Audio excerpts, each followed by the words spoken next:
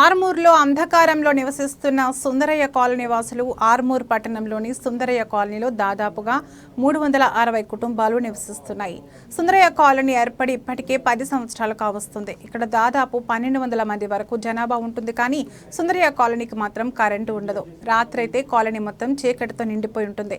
Sundarayya colony Zirayat Nagar పక్కన ఉండటంతో పంట పొలాల దగ్గర ఉండటం వల్ల ఇళ్లలోకి పాములు, అడవి పందులు విచ్చలవిడిగా వస్తున్నాయని, తమకు చాలా ప్రమాదాలు జరుగుతున్నాయని, తమ ఇళ్లలో చిన్నపిల్లలు కూడా నివసిస్తున్నారని, వాళ్ళు కరెంటు లేకపోవడం వల్ల ఎడారిలో జీవిస్తున్నట్లు ఉందని కాలనీ వాసులు ఆవేదన వ్యక్తం చేశారు.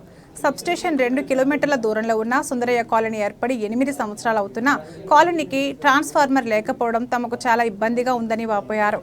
ట్రాన్స్ఫార్మర్ ఏర్పాటు చేయాలని వాళ్ళు కలెక్టర్కి వినతి పత్రం అందజేసినా అధికారులు ఇంకా స్పందించలేదని, ఇప్పటికైనా అధికారులు స్పందించి సుందరయ్య కాలనీకి ట్రాన్స్ఫార్మర్ ఏర్పాటు చేయాలని, సుందరయ్య కాలనీని అంధకారం నుండి బయటకు తీసుకురావాలని కాలనీ వాసులు కోరారు.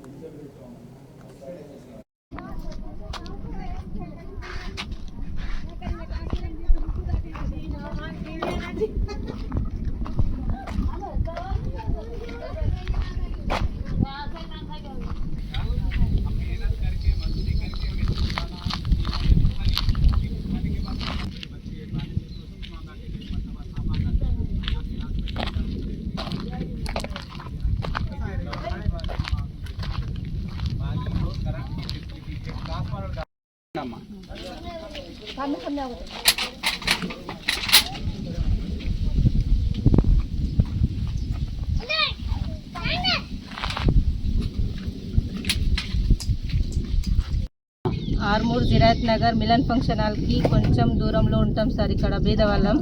ఇక్కడ మాకు ప్రస్తుతం ఏమిటంటే మాకు ఇక్కడ కరెంటు ప్రాబ్లం ఉంది.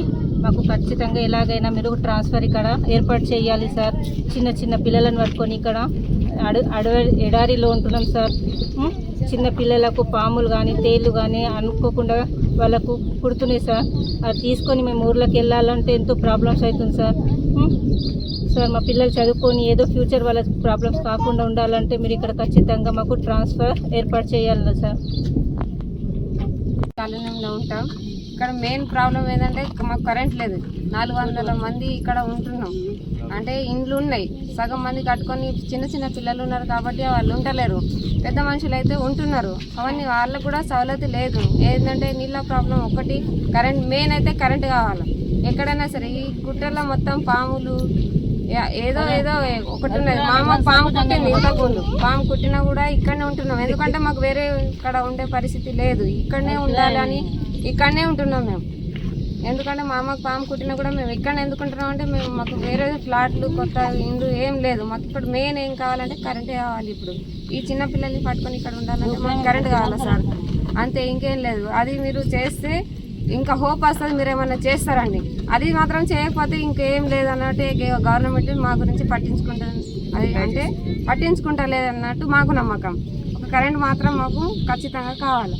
ఎందుకంటే వర్షాకాలం ఉన్నది, ఇండ్లు కూలిపోతున్నాయి, గుట్టలకి రాళ్ళు పడుతున్నాయి, చిన్న చిన్న పిల్లలు ఏమేమో అవుతున్నారు, తేలు కుడుతున్నాయి, పాములు వస్తున్నాయి.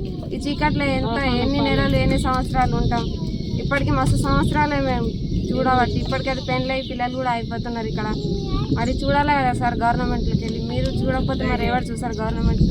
గవర్నమెంట్ అనేది ప్రజల కోసమే కదా పనిచేసేది. మరి చూడండి, కరెంట్ లేదు. మీరు వచ్చి ఒకసారి చూసి మా పరిస్థితి అర్థం చేసుకొని మరి మీరు చెప్పండి. కరెంట్ లేదు, మెయిన్ అయితే కరెంట్ కావాలి. చిన్న పిల్లలు ఉన్నారు, మళ్ళీ చదువుకునే పిల్లలు ఉన్నారు, పెళ్లి కావాల్సిన అందరు